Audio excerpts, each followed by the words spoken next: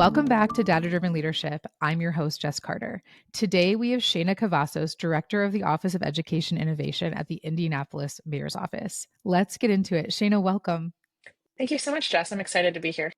Yeah, I'm excited for us and for our listeners. So, I'm going to kind of jump right in because I'm super excited. So, my first sort of quiz for you, if I can put you on the spot, is like if we were in an elevator and you wanted to tell me about City Connect, what would be your elevator pitch about it? How would you explain it in like brief? Yeah, so City Connects is a program that tries to address all of kids' needs inside the classroom, outside the classroom, but doesn't want to make it the teacher's sole job to do that, because so often that's what happens, right? But with City Connects, you have a single coordinator who's responsible for connecting kids to their community and neighborhood services so that they could show up to school ready to learn. Okay. Okay, cool. And if I asked for like a literal example, just because I'm not familiar with this, like what does that look like as opposed to a teacher normally having to care about some of these things and handle them? Yeah. So, normally I think like teachers are best at teaching and making sure that kids can learn literacy and math and social studies. They're not experts in where do you find eyeglasses. Often, though, they're the ones who are right there in front of a student, and they're also plugged into their community, to their school community. So a City Connects coordinator kind of takes that burden off of the teacher. And what they would do, let's say a kid needs eyeglasses so that they can read the board and play at recess and gym and music and all of those other things. The coordinator is doing regular check-ins. They have a whole evaluation process with a student, with their family, and they can say, hey, it looks like Johnny is having trouble reading the board. It seems like let's get him tested. And then you know what? We have an eye doctor a couple miles down the road who we can connect you with so you can get him what he needs. And so, yeah, when you put like one person in charge of it, it just makes everything more intentional, and it's a clear point of contact for a student and their parents. Yeah, and not like 17. I imagine for different needs you might have, it's like there's at least a coordinator, right? Yeah, no, exactly. That is so neat. City Connects is not something that Indianapolis is rolling out as the first iteration. It's been around. Is that right? Yes, it has a rich history. So we are benefiting from, I think, more than 20 years of practice started by Boston College with the Mary Walsh Center for Thriving Children. They are the ones who created City Connects, created the practice, kind of the whole methodology behind it, because that I think is also what's really special. It's not just a collection of great resources and organizations working together. Those things all are happening, but it's informed by this really specific practice that helps that coordinator kind of know exactly what to do to make sure a kid is evaluated and getting the things that they need. So there's a lot of evidence and data, right? That's why we're here, about why this is successful and how it helps students learn better too. That is so cool. So where is the city of Indianapolis on this journey? So City Connects was brought to Indianapolis in, I think, 2021, 2022. Actually, my predecessor, Patrick McAllister, he was the former director at OEI, and he was so excited when he learned that this existed, and he thought this is exactly what we needed here. And so he kind of made it his mission to do whatever he could to bring it to Indianapolis. And so he worked with a variety of partners, including Marian University, the Center for Vibrant Schools over there. They're the ones who administer it here now, both in Indy and across the state.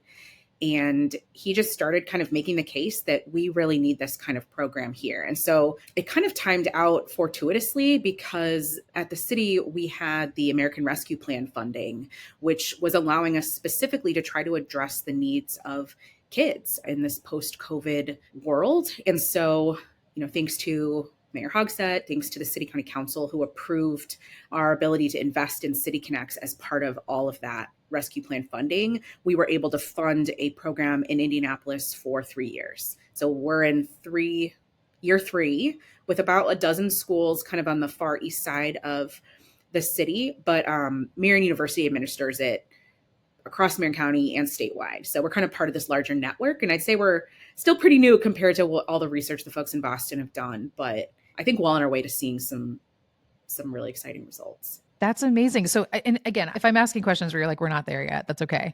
I'm always interested in like program evaluation or program efficacy, especially when it's around like human behavioral intervention. Like that is just fascinating to me. And so is there data we already have about the program's efficacy in Indianapolis, or is it more like that will pay off after the 3-year program? So I think it's both, because Boston College, they've been doing the program. They have their systems. It's robust. It's impressive. But what I think we haven't seen as much as is, how do we see that data in real time? So I know one really explicit part of our work with City Connects was, let's build something that can show people what the site coordinators are seeing every day. How do we kind of glean from all the different qualitative types of information that they're using, what data might be available, how we can use this to kind of further our own understanding of what schools and students need. And let's put it in a place where anyone can see it. So we built a dashboard. And it's public, right? Like there's like a URL, we can go to it right now, right? Yeah, ConnectIndy.org. We will put that in our show notes because I do want people to actually be able to look and see that dashboard. I don't know, when you look at it, like what are some of the metrics that stand out to you that you think are really important?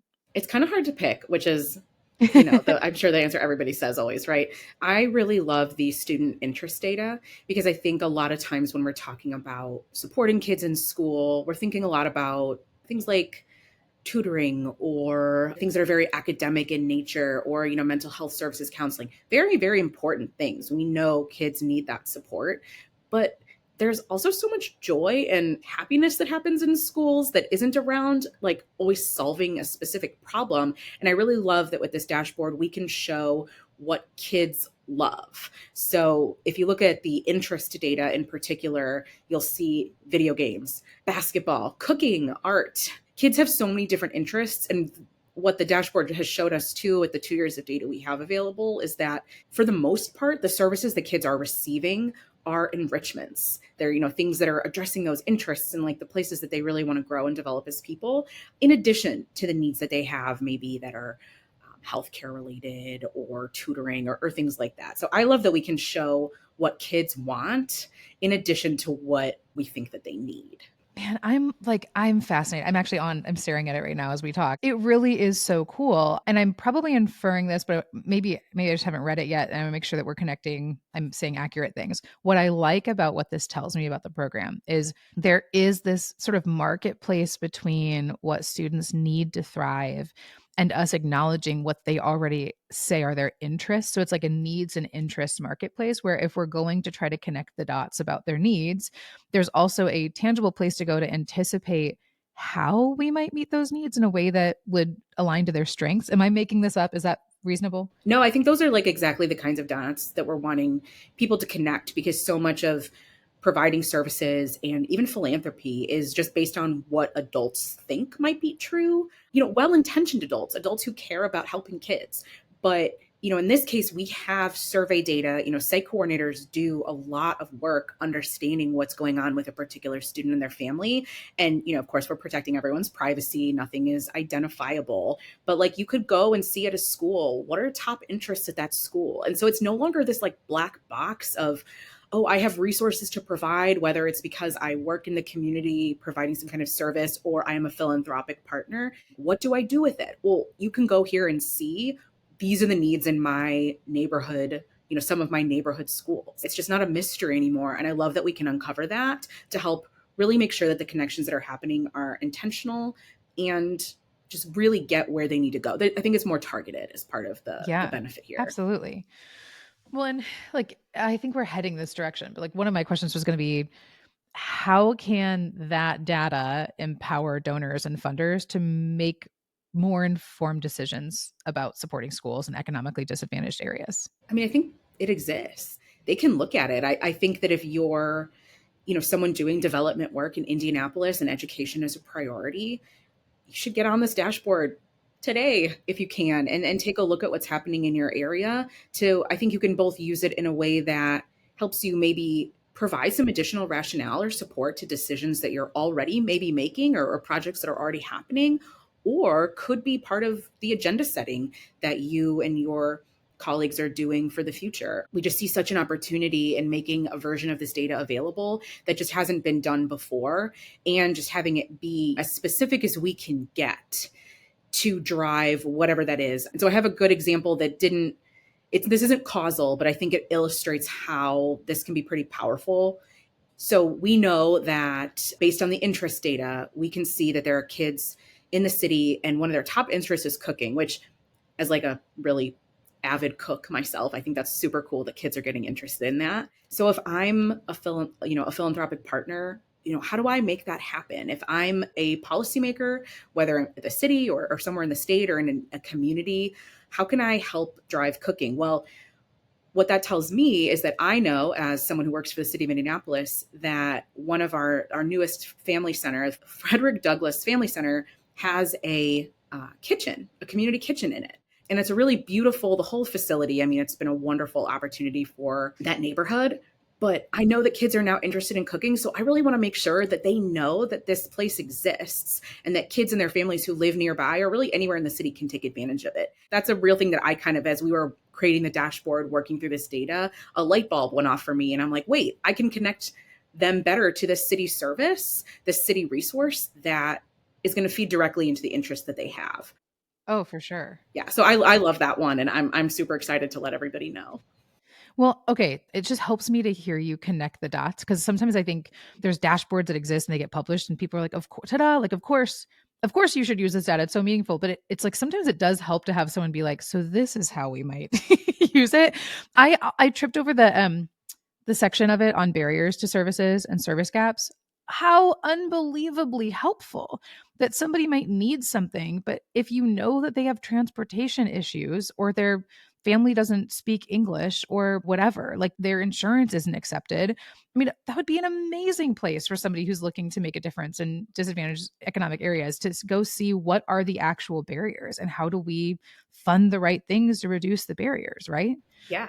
And, I think sometimes there's certainly going to be folks kind of who might come upon the dashboard and see that. And it might not be news to them. We know that transportation can be a hurdle. We know that families need access to language services. So, maybe best case, you learn something you didn't know, and that's really powerful. Or, if you're already well informed in those ways, here's great justification that you can use to back up really any resource that you would then go to. You can say, hey, and I have the data to prove it. We can't always say that in as direct a way, I think. And we just colloquially know that schools have needs, students have needs. But this just really, I think, allows us to drill down in a more specific way than we have been before and doesn't really put the onus on the school to do it. They're already doing plenty of data reporting, and I know that they're working closely to make sure that their coordinator has what they need to get this information. But that's part of the beauty of it is we have one staff member at the school who can really kind of wrap their arms around this entire process. And then they have support too through their technical assistance center at Marion. And it can, I think, just make sure that resources and responsibilities are very focused, but also not just falling on myriad school staff who have 1,000 other things to do. I feel like you've hit that two different times and it's worth saying a third, which is like we often are using anecdotal information at best in scenarios like this. And we just, to your point, we just sort of know that these are challenges. The value proposition of saying the data exists, it's public, it's open, go leverage it in the right ways, leverage it in your grant requests, leverage it when you're talking to your executives about where they need to invest. This is like, what a gift. Like you've packaged it up in the prettiest package with a nice bow on top. I think it's awesome. I mean, this is like, it's super neat. Yeah, No, absolutely. we're excited. And I mean, the folks at Resultant helped us make it extra pretty, extra readable. And I really have to call out Boston College and Tina Chenshu and her team there, because they really were so thoughtful in trying to decide, how do we use this data to make sure it's really true to what we're doing? How do we really protect students and families in schools? Because, we know that there's so much fun and, really interesting things we can see here, but there's a lot of needs that families have that aren't always things they want to share. So how do we make sure they're still getting connected with those resources and not put anyone in a position where they are made more vulnerable by the sharing? So we've tried to be mindful of all of that. And I think we've landed in a place where we can make those connections, show that specificity, but also protect people in their time, perhaps of greater need. That is so neat. I am geeking out a little bit. So again, permission to be like, Jess, I don't know. Is this data? I'm curious how you are collecting it. Is it like the person at the school that's entering all this data as they work with the kids? Yeah, so my base level understanding, which I think is probably good because that's what most folks are gonna have, is that the coordinators, They have a whole system where they're entering in information about students. Every student gets this individualized support plan, and it's the coordinator's job to make sure that every kind of student on their caseload has that plan. And as they're collecting that information, they're doing, regular updates, everything involved in that process. There is data that gets pulled out of that essentially we are using to feed into the dashboard. So we're kind of turning the qualitative in some ways into quantitative and choosing what we can share. And then, of course, not sharing anything that we shouldn't. So it's the coordinators are the ones who are collecting the information. And then it kind of runs through the team at Boston College and Marion. They work very closely with the coordinators during kind of those processes and reviewing the information in the systems. And then the dashboard, it's based on spreadsheets, but it's really being driven by the work that those coordinators are doing through the individualized student support plan. That is so cool. Looking ahead, so we're in year 3 of 3. Do you anticipate the program continues? So part of the goal with, we knew that the ARPA funding would be limited. Marion is working with schools to figure out those next steps right now. And there are going to be schools who are not able to continue. But the hope has been that with 3 years to work with a coordinator, have this person as an employee in your school, that they would be able to take on those costs and build that into their budget over the lifetime of the grant. And I think there are schools that are going to be able to do that. And then Marion is also going to provide support, and they're already providing support, to see where schools might be able to take advantage of other grant funding or just other opportunities to continue this work. But I think we hoped that 3 years would be a bit of a kind of a phase in, and that schools would see the value and be able to keep moving it forward. I just think it's neat because I'm also thinking about, gosh, how cool would it be longitudinally to see year over year, not just 3 years, but 5, 10? Like, how aggressively are any of these needs and interests changing? I don't know. Have you already seen some of that play out, or are we sort of still collecting that? We're still really looking at that because the second year of data we just got this fall, because it kind of has to be worked through and distilled down a little bit.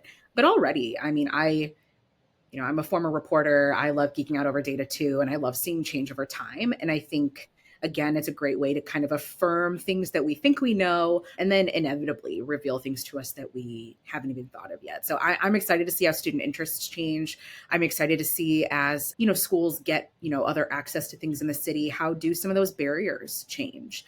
What are coordinators seeing in schools that they're reporting back? And how can we use this as a way to understand how problems are being addressed, or maybe how some are being exacerbated? So I think we're still learning a lot of that, but by this time next year, we'll have a third year of data and another great opportunity to see how things are moving in our community.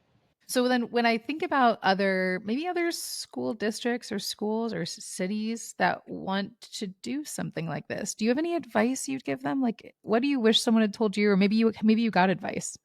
We were able to provide the support and the funding. I've learned so much just by being part of this. I would just say any district, any community, any city should really get in touch with Boston College and the Mary Walsh Center for Thriving Children, because they are doing really incredible work. And if you aren't in or near Boston, or this isn't part of your regular day to day, you might not know. So I would encourage you, if you do go to ConnectIndy.org, you will be able to kind of reach out and see all the different partners that are involved. I would visit their website, learn more about City Connects as a practice. And they also have a lot of publications and resources that show that return, the strong return on investment. And I think that was what was really compelling to us. And I think one of the first things that I heard where I was like, why? Yeah, let's absolutely move this forward. It made me excited was that there is a documented return on investment. We do have data to back up the work that's being done. And if there's evidence, then, that's usually the first hurdle. And so I think Boston College has done a great job addressing that already. And that should be, I would imagine, just a comfort or a push to anyone else who wants to take the leap, that you've got a lot of good information behind you already. Absolutely. I'm totally geeking out now because one of my other questions was going to be Boston College's involvement. Like, one of the things I really do love that you can look at each school year, calendar year, but is there any feedback you guys get yet? Or maybe this is something that could happen in the future where Boston College could also show, like, how does the program in Indianapolis, are the barriers similar or dissimilar than in other areas using the same program? I have that question too. I always love to know how are we different? Are things unique? I do know that like internally, of course, they're able to kind of see how the data stacks up. I would love to be able to kind of help be that launching pad for them as they maybe consider what it would look like. But I know that it was really important to them to work on this dashboard and kind of do this first ever opportunity to make the data public. So it really was, I think, a leap of faith for all of us involved, particularly on the data dashboard side, just because it hadn't been done. And so if I'm learning as much as I am, I can only imagine that everyone has really strong takeaways. And I think the folks in Boston, I can't imagine they're not also sitting somewhere kind of geeking out over the data and being able to share with us. Because I would love for us to have greater context too about how we are like or unlike other cities. And that's a good question. I think I'm going to ask them that at our next meeting, how we can learn more in that direction too. Because I'm interested. Right? It's just so neat because you do like the barriers, the differences between the first 2 years are actually pretty substantial. Like they changed a lot. And so then I'm asking questions about in my head, I'm like, well, did they add more schools? And maybe that's what changed, or the resource person actually helped connect the dots on some things. And that's why like, like insurance not accepted went down substantially between the 2 years. And so it's like, well, did we find providers for things that were generally covered by lots more insurance? So it's really interesting. Like what you've done is so cool. What your team has done is so cool. And to your point, you're handing data to anyone who wants to use it to better this component of our society. I think that that is just one of the most important things anyone could be doing. Like, I assume I can kind of hear like both the data geek in your voice, but also just the passion. Like, I imagine this is definitely a passion project. Is that fair? Oh, absolutely. I mean, I think for everyone involved, for me, for Patrick, the reason, we've been working so hard and so long, yeah, is because it is really important. And the internal meetings that we have, you can just tell everyone really wants to get it right. And we're so excited about this as a starting point. And I think kind of your point about how things change year to year is a really good one too, because of course, this is the first time that this information is being displayed in this way. It is very much still a starting point, but I think it's an opportunity to then connect with, connect. How many times can we say that, right? To then connect with those schools or to connect with those providers to learn more. So this is not the end. The dashboard is not like the end of any one of these stories. It is really only the beginning. And so as people are looking and asking questions and reaching out to us and to Marion and to Boston College to learn more, I think that's how we get to the place where students are served better and have more opportunities and their families are able to move forward in the ways that they need because we keep asking questions about it. So yeah, I mean, you raise great points, and that's where the more years of data we have, I think the better able we'll be to show those trends and to answer those questions. But also, I hope other people are curious and that they ask those questions and that we can try to find out, because I think it can only really lead to better things for students. Agree. I mean, like if I had a wishing well, the only thing I wish is that you had this data set up like pre 2020. Like it'd be so interesting to see all of that. But there's other data that points to why we're here, right? And so I've got a couple of kiddos and I'm looking at this thinking like I'm just so grateful that the city of Indianapolis is thinking through how to bring innovative programs like this to our populations. Like how cool. What a cool job you have. I do. I do. I'm pretty lucky in that way. Every day is interesting. And this is one of those projects where it's really stretched me, but also helped me kind of dive back into things that I love, like data, like design and graphics. I've gotten to work with such talented people. And it's just fun thinking through, hey, how do the colors of this dashboard, what do those things communicate? How do we address the fact that people might encounter this and they don't speak English as their primary language? All these different questions, it makes it just such a great project. And this connects kids with better services so that they can learn. I mean, that's really the foundation of everything that I'm doing or trying to do anyway.